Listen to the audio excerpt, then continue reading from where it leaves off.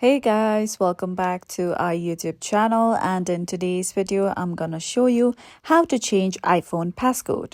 So first of all, launch settings on your iPhone device. Then scroll down below and tap on the option of Face ID and Passcode that you see on your settings. Now enter your passcode before you continue further. Then once you come to this page, simply scroll down below and you'll come across various options. Now, in order to change your passcode, tap on the option of Change Passcode. Now, enter your current password here first. Now, after this, you have to enter your new passcode.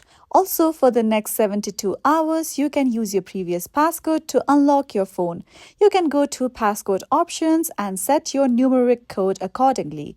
So enter your new passcode and you will be able to change your iPhone passcode. And this is it for today. At last, don't forget to subscribe to our YouTube channel.